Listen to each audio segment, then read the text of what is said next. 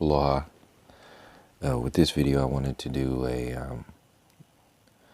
an overview, jump off the last video from adolescentism into the definition or lack of definition of love, and how this meme has basically become another version of physical, psychological, and spiritual control over the masses.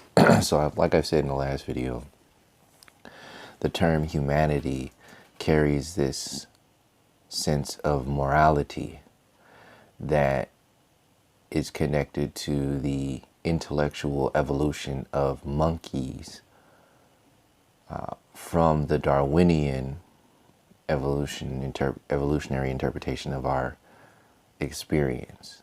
And then we all know that comes from the Big Bang and this whole Western interpretation of, you know, what we are, what reality is, what humanity is.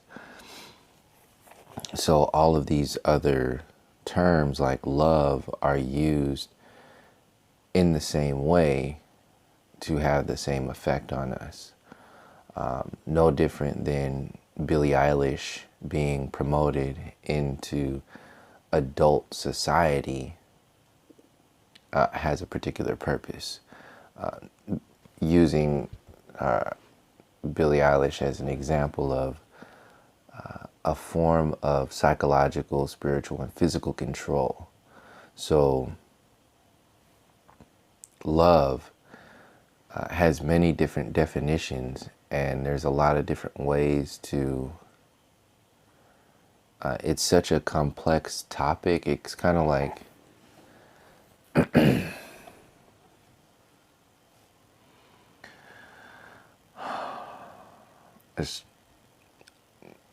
there's a whole bunch of different places to start with this. So let's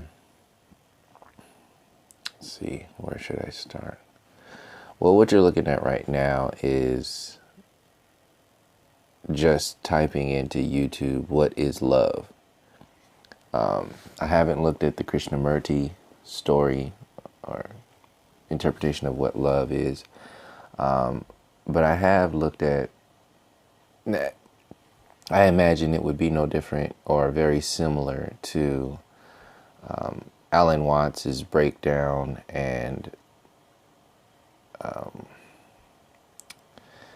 let me see if I can find him.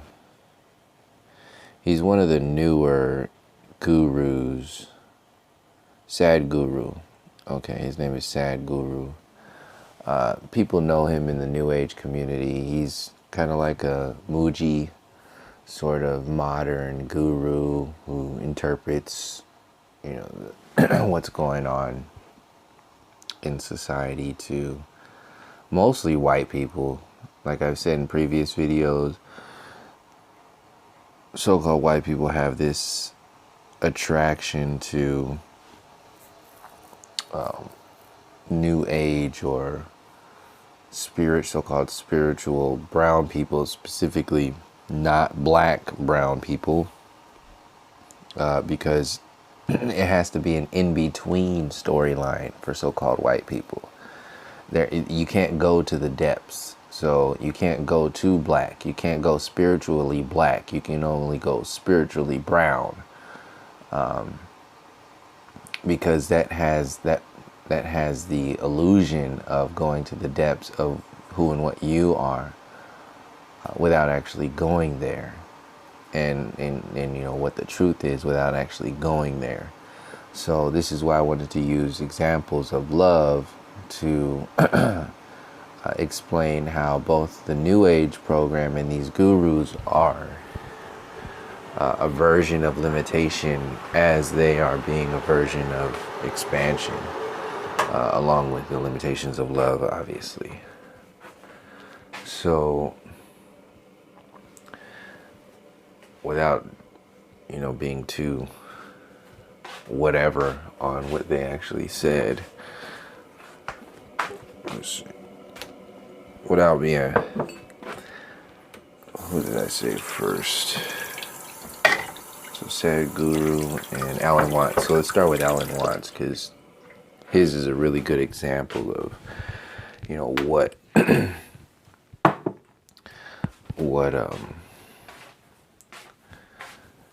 these so-called New Age teachers or gurus, they're not really deflection tactics, because they're not avoiding the topic. They're speaking directly on the topic. Thing is, the depths of the topic are being missed because the people that these gurus are speaking to don't require you to go that far. They only require you to go to the kindergarten definitions of reality. So they'll give you a love definition from the perspective of falling in love. This is what Alan Watts did. And Sadhguru will give you a definition of love from the perspective of... So Sadhguru, his approach was based upon the question of the individual. And the question that was raised to Sadhguru was more limiting. And this is what a lot of gurus do, most of them. What happens is they have a particular approach, their style, how they've transcended their problems, how they've, in one perspective. Another perspective is how they've painted the portrait of their reality. So ways to getting to a more healthy destination, and everybody's destination of health is going to be different in some kind of way. So this is why you have a whole bunch of different ways to get to that, and that destination is not necessarily a place more than a journey. So this is why the destination is like this entire experience, your entire life. Say you lived until you were 82. Your destination was the experience that you experienced in each of those moments in those 82 years. It's not what happens at the end of the 82 years. The destination was the experience that was chosen. So, and experience. So, Sadhguru has a way of, all these gurus have a way of seeing where people are approaching a lot of the times, where people have gone wrong. And then now they have a way to get back to a path or something that is more healthy, that will allow them to get wherever they're going after that question has been dealt with. So one of the biggest questions that's out there is always surrounding this idea of love, this concept, this meme called love. And let me just get into, I watched real quick before Jiddu Krishnamurti, because I didn't really have to watch his approach, because I know what it's already going to be about. It's about the way he gets to where he's going. That's the purpose. So their approach is these teachers or gurus, their questions, their answers are going to be reflective of the question that's being raised. And there's two questions that are being raised, at least. There's one question that's being raised by the individual, the actual words used to make up the sentence, that is the question. And then there's the experience. There's what is that? There's the event, the intelligence of the event. So the intelligence is like the macro, like, why are we here? So when gurus have these sit downs, they have this why are we here approach that is mostly self-centered. Like it's about the self. It's always about self-empowerment, self-love, self-this, self-that. And it never really goes into the macro. So that's a downside of the New Age agenda, an obvious downside that I've been mentioning for a while now. But that's another way to see it. These individuals are just meeting people where they're at. Not like that's a bad thing, but leaving them where they're at and getting there to where they're at, and then just kind of like being like, that's all you need to be, is comfortable with where you're at and just a little bit better. So that's like that's a very generalized interpretation of what gurus do. But I'm saying that to speak in reference to the emptiness that a lot of people feel from not being able to get exactly what they are looking for from gurus and the New Age agenda and all that other stuff. They're looking for something outside of themselves, and then the guru says, no, look inside of yourself. And then they look inside of themselves, and then they don't find what they're looking for, because they don't know what the hell they're looking for. So then they go back to the guru, and the guru says, oh, well, you were looking for the wrong thing. You were supposed to be looking for this. And then they say, oh, okay. So they go back and they look for that. And then they don't find it, because they never really dealt with the original question, which is the question itself, the questioner. So what these gurus do, and Alan Watts breaks this down a lot in going into the funniness and the Tao, like how, I don't even want to go off on that. So the question, that's the thing, it's this endless cycle of stop hitting yourself. Like you're hitting yourself. Like I said, in the American dream. In the New Age, it's the same way. It's like, have you hit yourself enough? Have you suffered enough? Have you done this enough? And then your answers will come. So the same thing happens in love. Like, have you suffered enough to receive the depths of love and all that other stuff? We have all these things that are connected with the idea of love. And this is what I'm saying, this is what I'm focusing on, how this is a mechanism utilized against the people.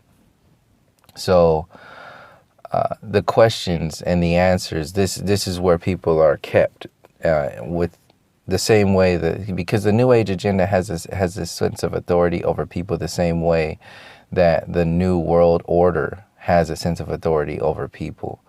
So people go to the New Age, people in the New Age, for answers and safety and protection, and security, and like this whole inner security, spiritual protection, like for themselves. They want to work their spiritual muscles to become stronger in that realm, for themselves and for everybody else, and so on and so forth. But that's the main thing, is to do something in that world.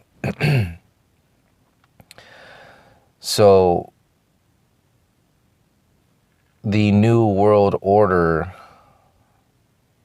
peoples, they do the same thing. They put this atmosphere of exploring and evolving and changing, and they have a spiritual connection, because everything is driven by, like, in God we trust, God bless America, like all this stuff is connected to something spiritual. But they tell you constantly, it's always a trigger in your head that it's separation from church and state. Now, this is why all these things exist. So I'm getting sidetracked right now, but this is all to set the foundation of love, because and this meme of love, this mind control, this psychology that is, portrayed one way, but actually affecting us in many other ways. And those other ways are actually more important to break down, rather than the floaty, just because it's a good thing, just because it feels good. People just don't talk about it. Oh, fuck that. We're going to break love down like hardcore right now, because we don't have time to be fucking around with this. Just like, oh yeah, love will save the day. What the fuck? Like, this is some bullshit. Like, I'm tired of hearing that shit. And then people just jumping on there like, oh yeah, you're right. Like, a lot of these New Age so-called teachers are out there. They are about that shit. And it's just some nonsense, garbage, bullshit. At least the old school teachers were breaking some information down. But like I said, let's break down the limitations within their stuff. And I don't want to use the word limitation, because it's only a limitation when the individual using that information uses it the wrong way. They use it and it becomes a limitation. It itself is just information, and then people use it to limit themselves. It's a different thing.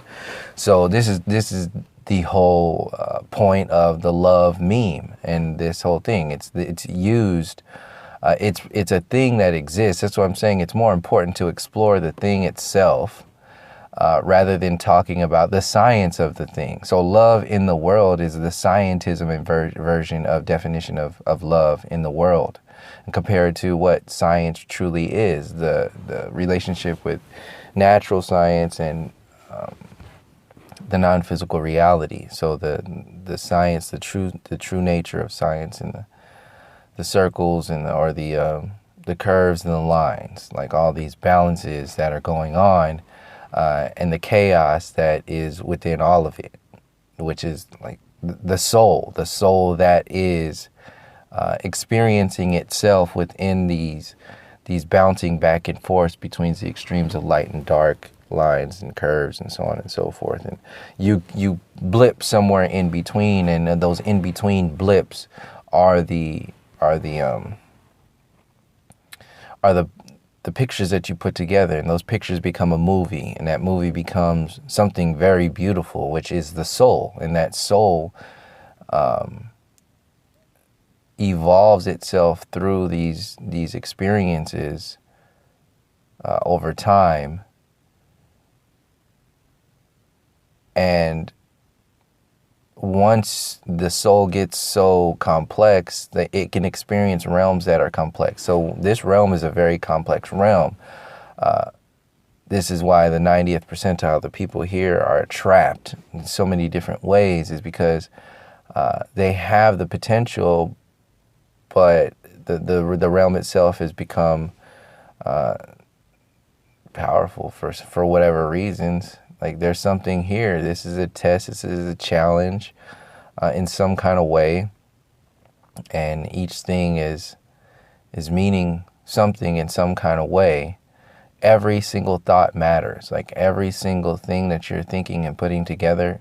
This is why I make so many videos on here. I don't give a fuck about, like, people being like, oh, there's so many videos. Get the fuck out of here. Like, you're complaining about you going to somewhere, like you have it, like these videos are being like showing up on their door, like it's a commercial in their, like in their shower or something. Like, oh goodness gracious, another subtle infinity video. Like you see the bullshit that's out there. And that's another distraction, like what I was saying before, like from our true power, going to the depths of our true power, knowing that every single thought is adding up to an experiential change and shift that is very important. And it has to go with the real definitions of love, like the deeper definitions of love. So the deeper definitions of love, this is what this whole video boils down to, the meme of love. The meme called love, or whatever. The definitions or the explanations that people like Jiddu Krishnamurti, Alan Watts, and Sadhguru give in these very, I like overgeneralize their responses, but you get what I'm talking about if you know any of these teachers in any kind of way. The explanations that they have given you are the starting point of what love is. And this is why you can see it's the starting point, is because, like I said, these individuals are talking to the soul of the person who's asking the question. So if a soul is asking a question that is based upon the limitations of a physical realm, then the teacher is obviously going to focus on the fact that that soul thinks that it is limited by the bullshit in this physical realm and can't really comprehend the soul definitions of what's going on. That's what most of these teachers are doing.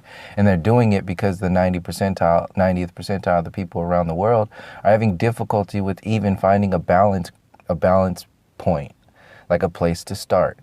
So the only thing that has started and run on its own since people's experience started was was the beginning was the love with your mother and your father, or the love that you found in this experience in some kind of way, the love for yourself, whatever it is, the comfort, the security. It's very primal in many different ways.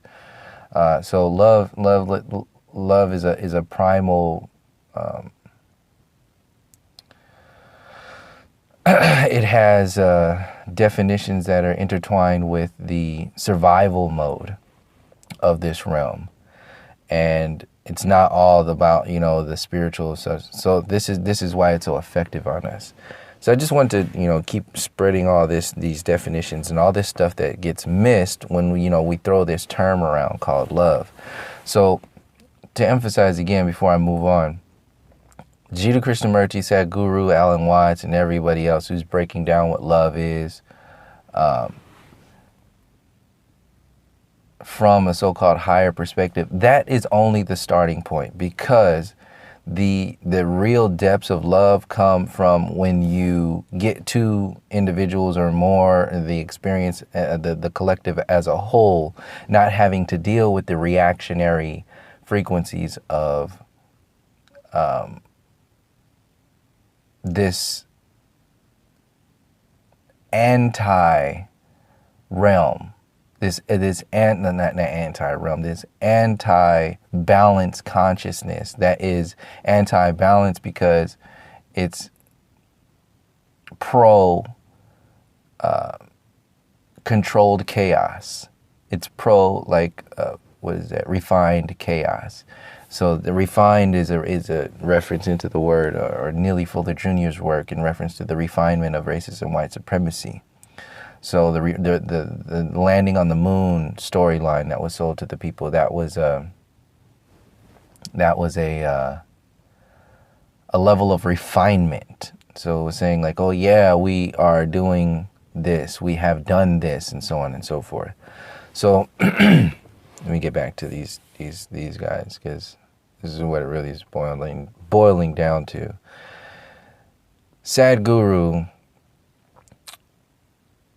gets the question of love, and his response goes into, well, before I go there, because I know the one I remember first was Krishnamurti, and because I just watched it, and I didn't even watch the whole thing. I watched the first second, skipped to like 30 seconds in, and then skipped to, because he was still dealing with the question, and then skipped to like 2-3 minutes in, and then he was already talking about what I had already said in my head, pleasure and desire. Because like I said, there's two approaches. There's the individual, like the question, and then there's the overall approach that the teacher usually takes, the depths of where they go with things.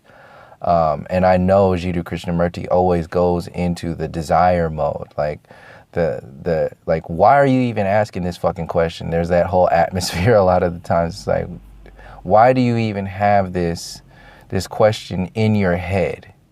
Why is this a discussion? So it goes back to the individual. So you have you can see how that works, and then you can spend a whole 2-3 hours, vibing and going back and forth between how the individual, breaks down that question and how it relates to mainstream society, and then go into deep cultures of what, love is, and then bring it back. There's many different ways that you can go bouncing around into what love is. And these teachers do it for different topics. But like I said, ultimately they go back to keep in mind, to make it relevant to the individual, the limitations of the question itself. And then those limitations are locked into the forward, thought processes that the teacher has already utilized and learned over his or her own experience.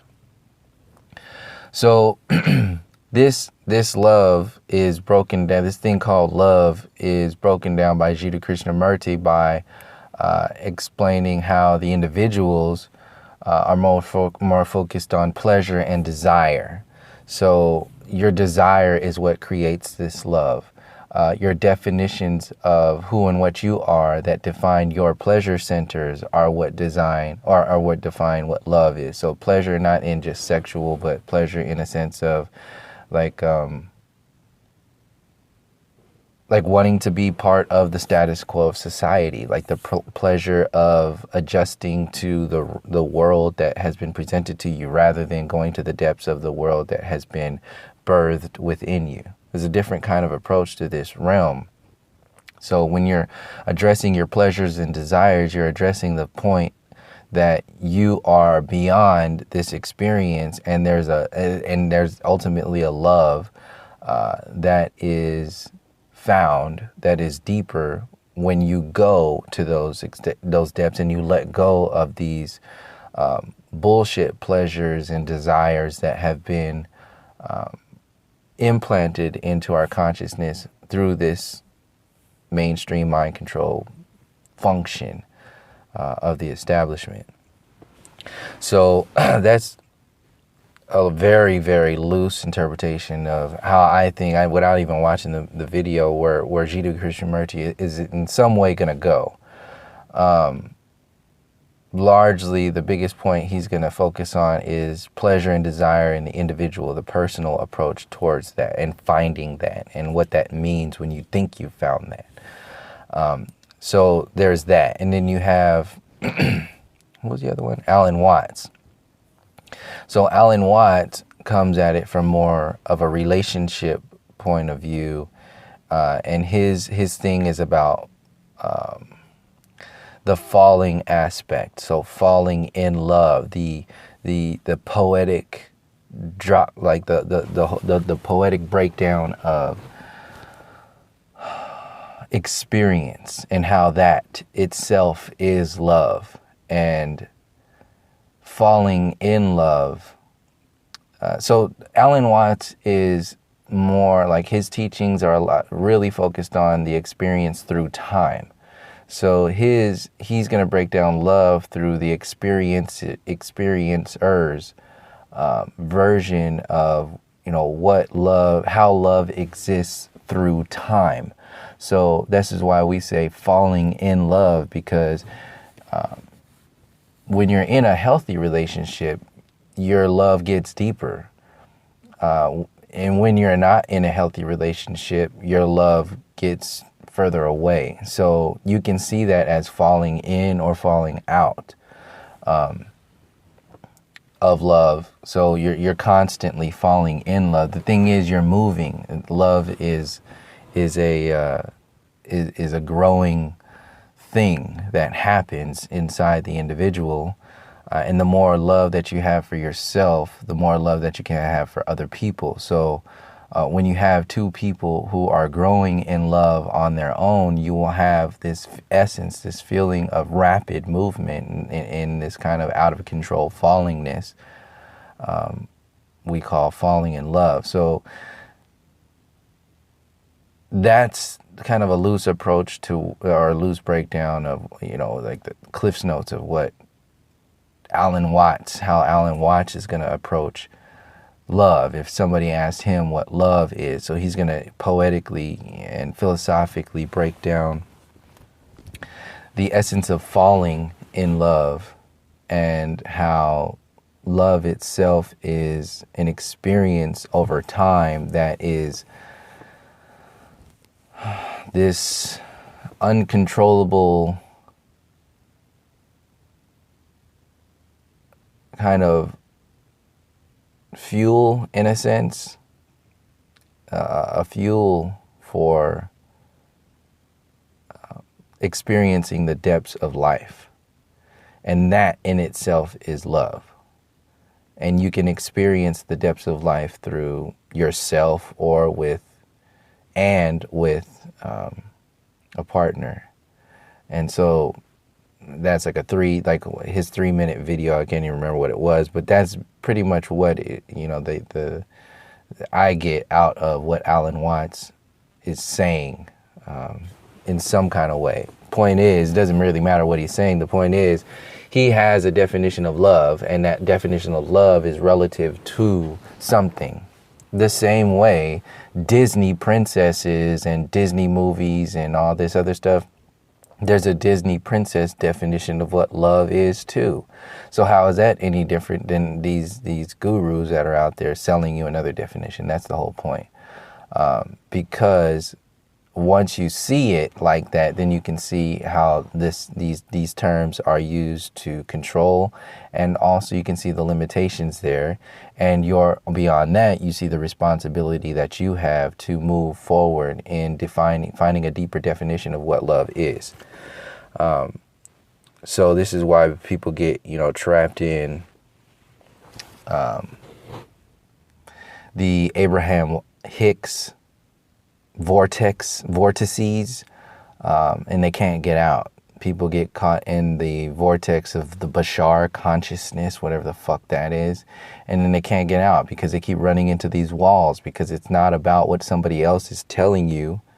It's about how you're experiencing this reality, and then keep expanding it to where something else turns on, and you don't need that garbage of, having to grab onto something else. Whatever it is that you're doing comes naturally. But people who are trapped in this authoritative consciousness, this world of, codependent harmonics, we can't even think for ourselves. So, nothing really changes or evolves really past the velocity of the speed limit that's created by the system that, generated these whole mind controls in the first place. So you have Sadhguru, you have Alan Watts, Jita Krishnamurti. So Sadhguru, so he goes into, what was the question asked? Sadhguru. Was it in reference to achieving something? Let's see if I can see it on here. I know I can't click on it. So inner engineering. So, okay, so that's what it was. Sadhguru is the guy here at the bottom one. What is love? Inner engineering. He has this teaching, so-called guru, like this. He's seen as a guru, and I don't like using that word, but it fits for some certain people.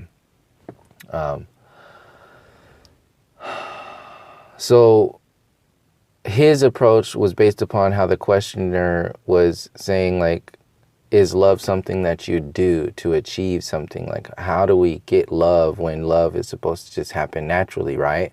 And then, so we just allow it to happen. And then his approach is, and she's saying, like, well, isn't this right now, isn't us sitting in this guru chamber trying to ask what love is, and isn't that another form of that? Like, how do we let go? So his approach is, well, you don't just let go, you don't just do nothing and let it happen. Everything is doing something. Like you're washing your hair, cutting your hair, like the clothes that you wear, it's all a part of, doing something towards love in some kind of way, or a relationship in some kind of way. So that really doesn't exist. It's more about like the conditions of the realm itself. So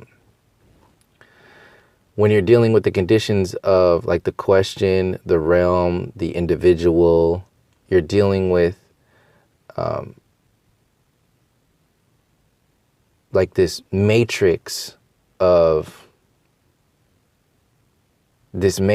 experience that, each one of these people who are asking these questions, and the questions that get thrown back to the individual, this is a process. You can see it as like as a 360-degree web of movement. Each little micro movement of the body, each little word is shifting and changing the entire experience. It's all moving in this one like film.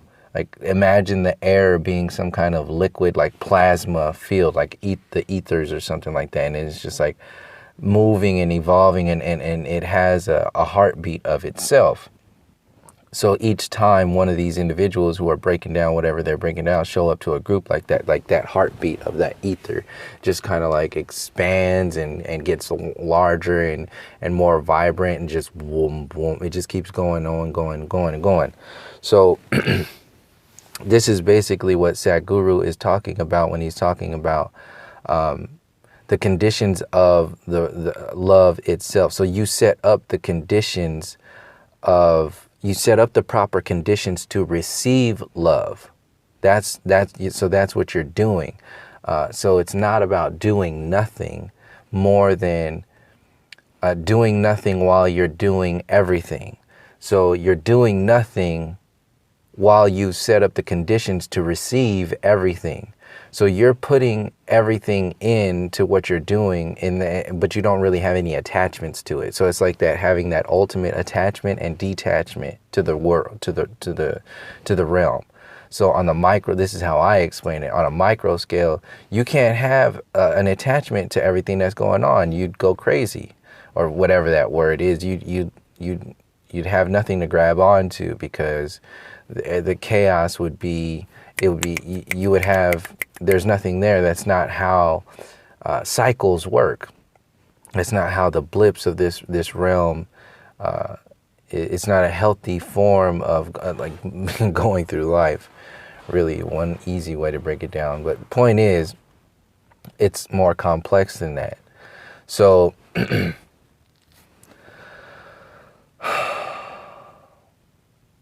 are we at?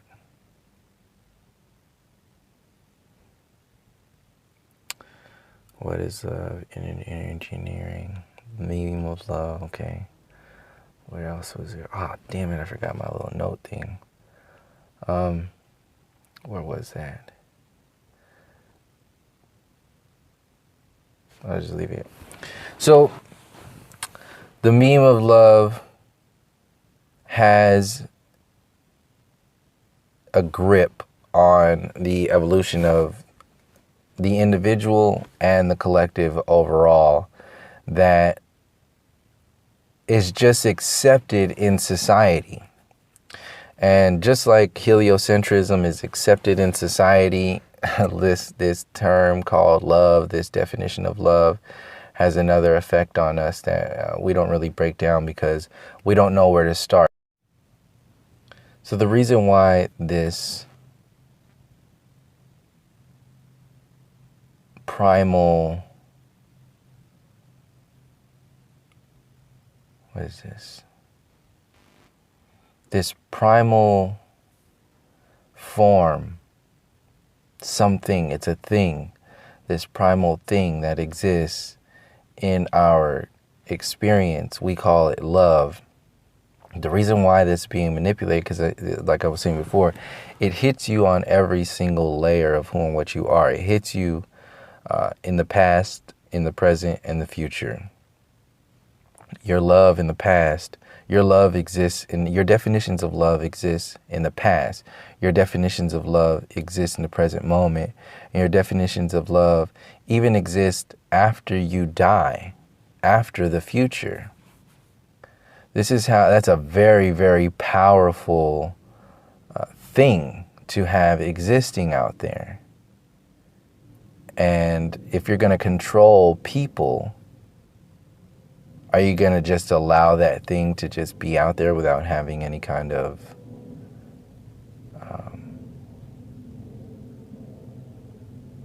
or without utilizing it any kind of way? No, you're going to do something with it. So this is what the so-called powers that be have done. And what I'm saying is that the New Age, so-called New Age movement is... The New Age movement is using this thing called love the same way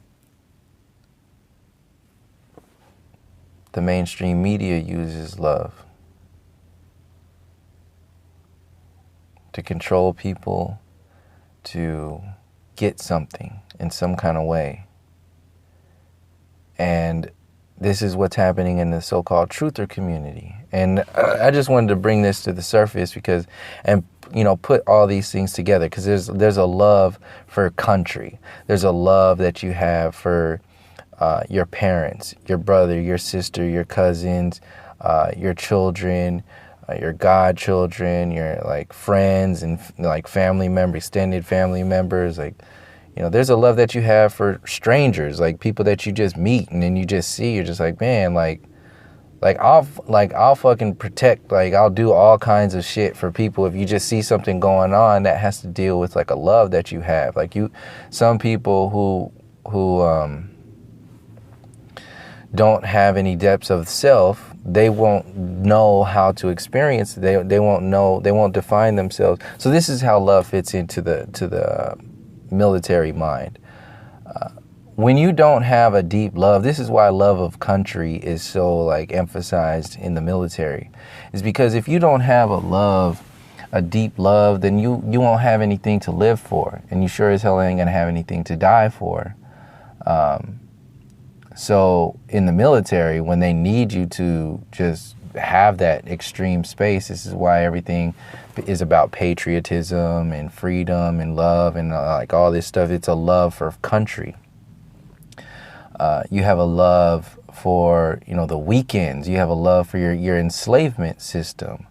Yeah, this is the love. This is what we call love. You have a love for your newscasters and that whole idea of, well, this is what the reality seems or deems to be of importance. And there's a love there in watching your newscasters. There's a love in relationship in the mainstream society. Is that a healthy relationship? Of course not. So all these unhealthy relationships of love are designed to expand the non-definition of love that comes in the subconscious when it's just thrown out there, when they use love to sell shampoo and candles and shit, hamburgers and French fries. You know, love, this is what love is.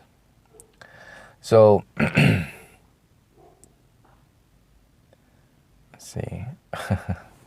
So yeah, I think that's a pretty good breakdown so far. I'm sure there's going to be other depths that I go into. But before I close this out, to loop this to the last video that I did, this is why love, another reason why love is so emphasized in society is because love is the most attractive thing to the adolescent consciousness. So adolescentism is being used to control and dominate people by keeping people at this adolescent version of reality. If you keep people at an adolescent version of reality, you can keep people codependent on the system, codependent on an authority. So when you see people like Billie Eilish who are sold to society as, sold to society as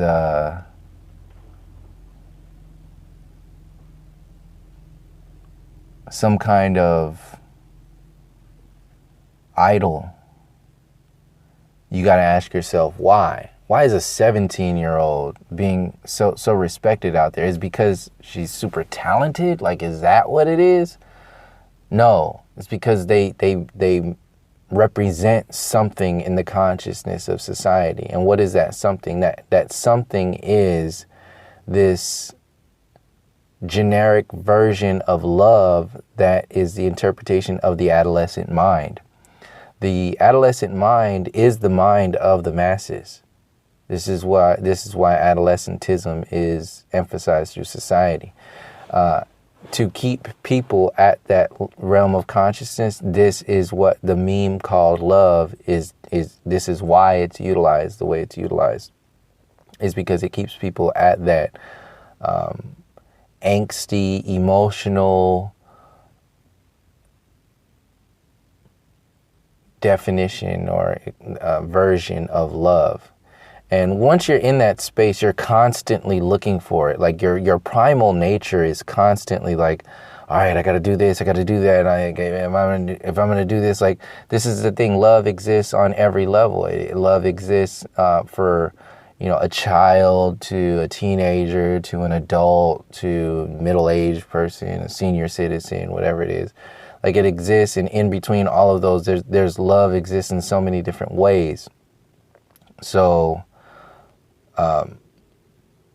if you can control that, you can control people. If you can control how people define love, you can control how people define themselves. If you have a person who is controlled by the materialistic version of love, then you will have a soul that is being manipulated or controlled by their definition of love, and whoever or whatever is manipulating that definition of love. So our definitions of love are redefining our definitions of self. Our definitions of love that are pumped out by the mainstream media are meant to redefine and undefine our definitions of our soul. So the definitions that you get, the subconscious and the conscious definitions that you get of love, about love, through this colonial society that focuses its love. This is how another way love is utilized in the subconscious. You have a love for white people that you don't even have a love for with yourself. You don't even know how to experience that love. You don't know what that is. A lot of people will live their entire lives having a deeper love for so-called white people than they do for themselves, both subconsciously and consciously. Imagine somebody who sits in front of a TV and a computer screen and only looks at Yahoo and the mainstream TV shows. Imagine somebody who does that for their entire life. Their every waking moment, and it's not that hard to imagine, their every waking moment has been spent being bombarded and surrounded by so-called white culture, down to the very nature of how they envision their God. Their God is a blonde-haired, blue-eyed person. The Son of God looks like this, looks like them, looks like that. So what are we really talking about here when we talk about love? Like, see, that even that that is not even in the discussion of love. And how deep of, like, how impactful is that version of love?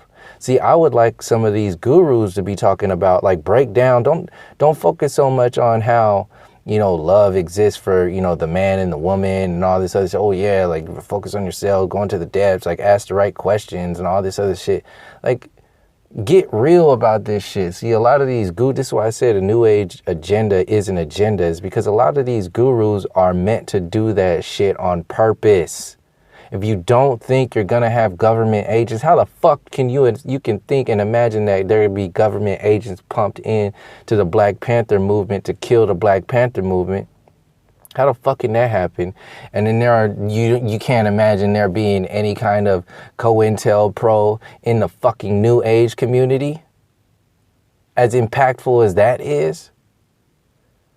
In no way comparing the two as far, because in my eyes, the new age community is way more fucking powerful right now than Black Panthers.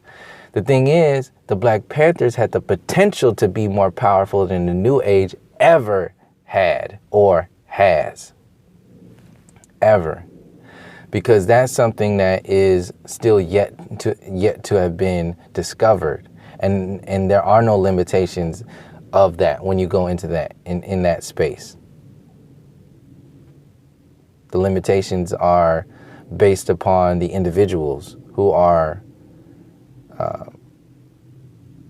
going through that process, evolving that consciousness. Whereas in the New Age community, you're limited to the constructs of these definitions thrown out to you by gurus and so-called teachers who are focusing everything on just this, well, love, just their one version. So you see how Alan Watts has his one approach, and Sadhguru has his other approach, and Mooji has his approach, and Jiddu Krishnamurti has his approach. All these people have these different approaches, but how do all these approaches say the same thing? And how can all of these approaches be expanded upon to help us expand ourselves? See, this is one thing that's not really brought about in the New Age community, because you can't make any money off of that.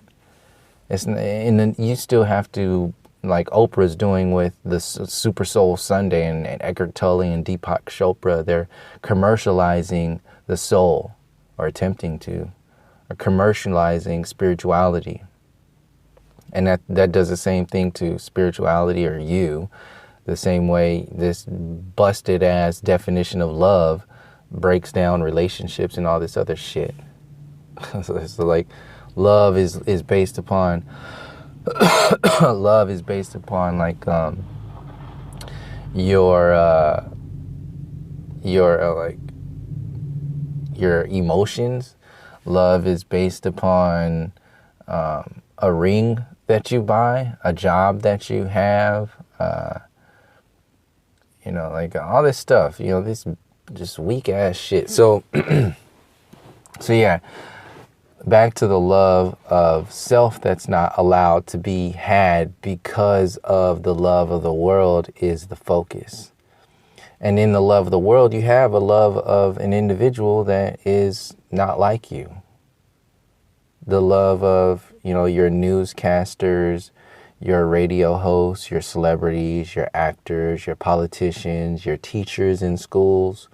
You have a love for, so people who grew up with, so-called black people in inner cities, we know, your teachers are all so-called white people, or the majority are. So you generate a love for them that, like, overall, the peoples, those peoples that look like that. So when you generate a love, this is why those teachers are in there, because you generate a love for them. It keeps you dormant. It desensitizes you. You can't, you can't fight who you like admire on a level, like a spiritual level. Like that's the thing. You can't. This is a thing that so-called white people who are in the political scene are banking on when they utilize these psychological tactics against the people as a whole. They're utilizing this, don't hit me, we're really nice, you love us approach. It's like, what do you mean we're doing this? And like, we're not those people. So this is the whole, like, why you can't look at history at all. Why you can't talk about history, because you can't talk about power. If you start talking about so-called white people, you start talking about the power grid that utilizes that mascot to maintain control and authority around the world. So this is why this is being broken down right now. And this is why the so-called truther community was invented in the first place, to keep people from going to these depths. So truth of that matter is, there's more love in the consciousness of the whole world for so-called white people than there is that people have for themselves. Because look at, like I said, look at the mainstream media as a weapon that doesn't even need to exist. See the hopeless nature of, just accepting the mainstream media for existing in the first place. A lot of the people, the belief systems that people get, they get from that system. How the fuck could you go against a system where everything that you think comes from that system? See, that's a threshold that people are not even allowed to get to because of this definition of love bullshit that's out there. So,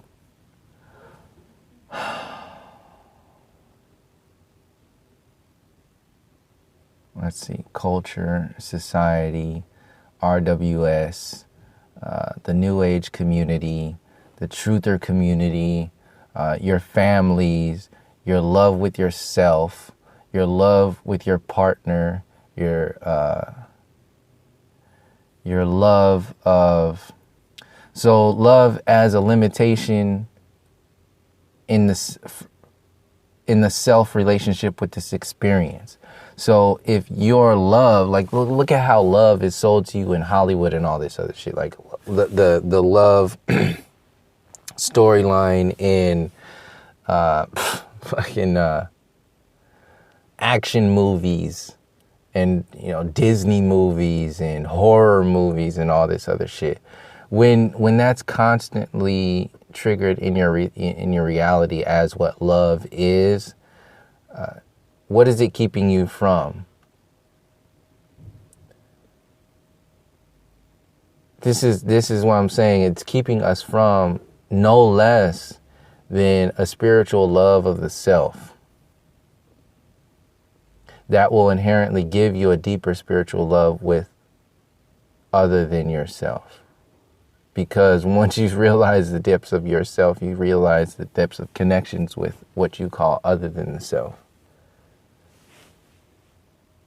This is why love is so important and it's a non-issue at the same time.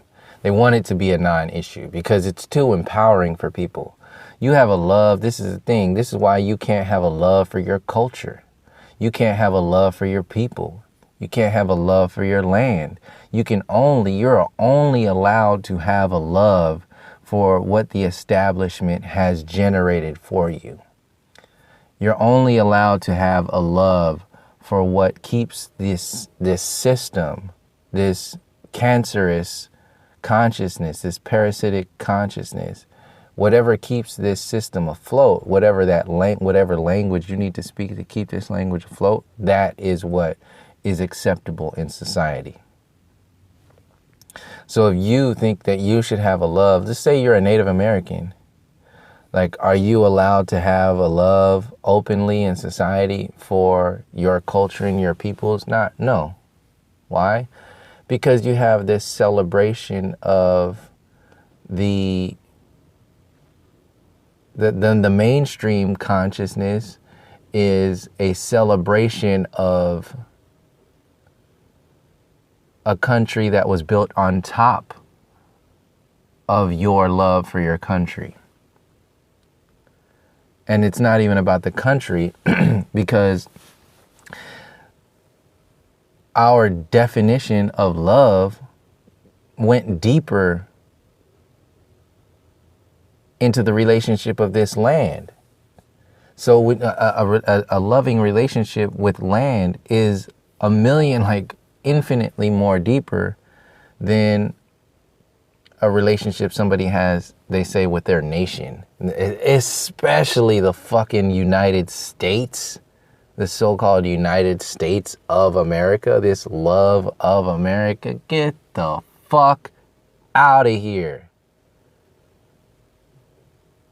That's the whole point. And this is why I said the New Age and all these gurus that are out there, they are fucking dangerous. Because that love is one of the biggest pieces on this chessboard. That love that people have for the country and all this bullshit. See, they're only the gurus as a whole, on the whole, they are only telling one side of the story when they're talking about that self-love, that experiential love, your pleasure and desire, your conditions of love, like Sadhguru about the conditions of love, and then Krishnamurti about the pleasure and desires of you that generate love, and then you have, who else was there? Sadhguru. Oh, Alan Watts, who's talking about the feeling, the experience of love through time, experience through time, this falling in love.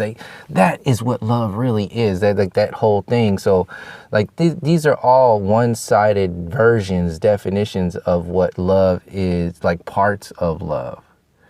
And then by the end of the day, you have all these parts of love that have been generated for you to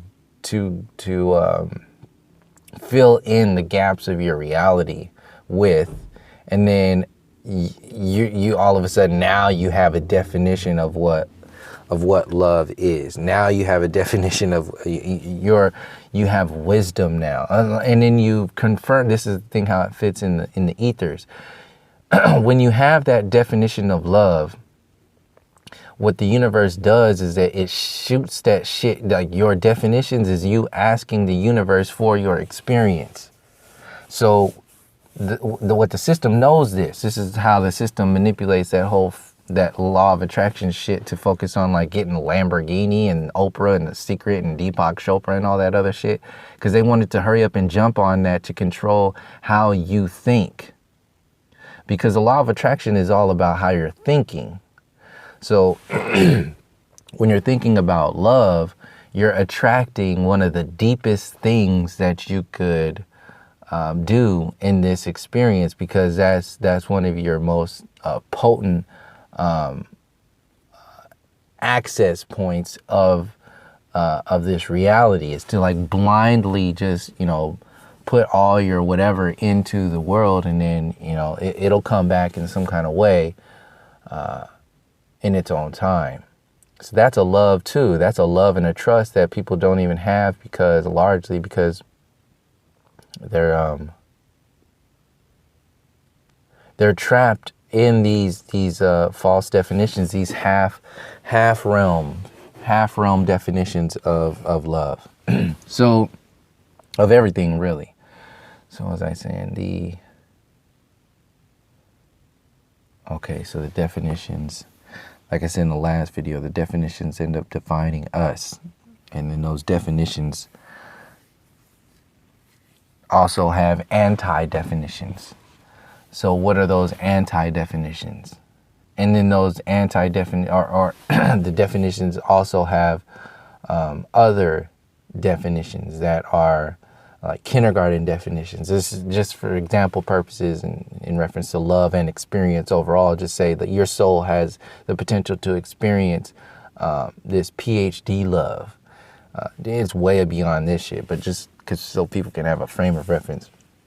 PhD love is available once the realm, like the collective, starts turning on and disassembling this bullshit. And then you can have a PhD love with yourself, which means you can have a PhD love with your partner. You can have a PhD love. That means you're opening up PhD portals for these souls to come through, because you have that PhD love that's not reactionary. It's not this and not that. And this is the thing.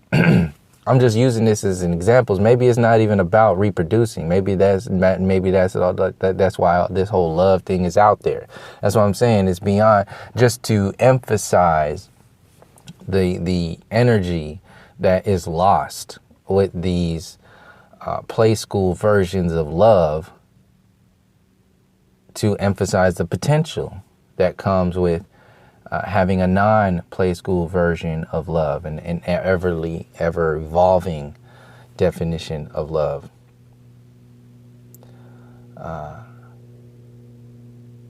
That's where I'm at. That's where I've been once I realized my anti-definition, like the garbage that comes along with this Disney version of love. Once I saw how the Disney version of love exists inside my own reality, a whole fucking thing, everything changes. When you have a Disney version, because then you see the Disney version of reality, and you start to change those things. So if those things start to change, and what the system wants to do is it doesn't want you to do that. So it bombards you with this material version of love that's focused on reproduction and all this other stuff. What if there's a love that comes that transcends this experience? Like, I think I'm gonna save these topics for the next video. There's a whole bunch of shit I can go into, different angles that I can go into to the love discussion. But for this point, I think this is a good stopping point because I had some good pieces to pull from to give examples, like with Jiddu Krishnamurti and Sadhguru and Alan Watts, and those are good reference points to give and examples of, you know, what this whole meme called love is. I think I'm gonna go deeper into the relationship storyline. But if you would like, it'd be interesting to see what viewers are